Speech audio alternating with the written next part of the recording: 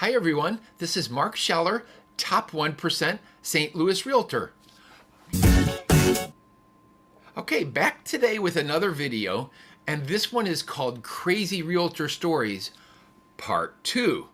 This is a multi-part video series, so I will put links to the other parts in the comments below. With over 30 years experience and 25,000 homes visited, some crazy and dangerous things have happened in my journey. Let's review those now. Situation number 5. I visited a house in Kirkwood where the owners had been foreclosed on. What they did is they shoved towels down all of the drains on every single water faucet, every single tub, every single toilet, and they started the water. They turned every water faucet on, shower heads, everything. What happened is that the basement filled up with 5 feet of water. There was no air conditioning. It was in the middle of summer, and the house became superheated. Okay? The excessive water moisture caused mold to fill the entire house. Okay? Mold in every room, every floor, every ceiling, mold in the attic. I spoke with the lender who is used to some level of vandalism during a foreclosure, but this one was so bad that the house had to be torn down, and the prior owners were prosecuted for destroying a $320,000 home. All right, situation number 6, and this one's a bit creepy. Okay, I used to live off of Clayton Road where I would walk our dog frequently. On our walks, there was a little old lady that would kind of shuffle along, and she lived with her son. Her son was a corporate person who was frequently being relocated from different cities across the USA. So mom would just travel him along his path wherever he went. When I walked past her house and I asked her how she liked it there, she says, "I like the house. It's spacious and reliable, but I think there's something living in the attic." She told me that nearly every night she could hear something talking upstairs. And I remember thinking, there is no upstairs. It's a ranch home. Sure enough, they get transferred on a corporate buyout. They sell the house, and this older woman moves to Denver. The house goes for sale. It's vacant. The new owners from Brentwood buy the house 3 months later, and they move in. It's just 2 doors down from where I live. One evening, I'm on a walk, and I talk to the new people, and he's asking me questions about his deck.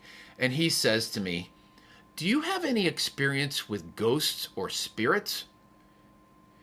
He said, "I think we have spirits in our attic because every night I hear them talking, and it's kind of creepy."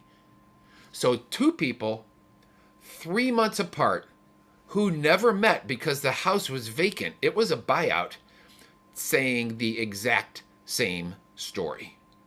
Now that is a bizarre circumstance happening up in their attic. All right, situation number 7. Showing a house in O'Fallon out here. I parked my car on the street. The across the street neighbor backs out of her garage and T-bones the back of my car while I'm inside this house viewing it. She rushes out of her car. I heard wham, and I went out into the front yard. She came across the front yard screaming at me because I had parked across the street from her house, and she said I damaged her car. My car was off, and I was inside the house.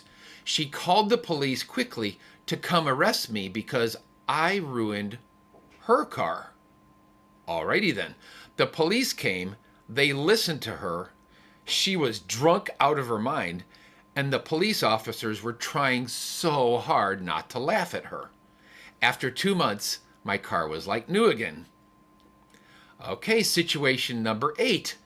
I went to show a 4-unit in Brentwood where there were 4 doors off of the same lobby when I walked in.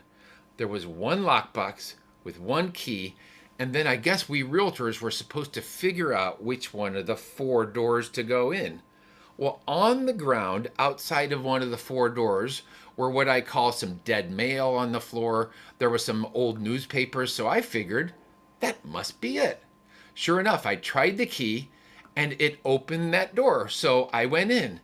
Sadly, the alarm went off. The police came.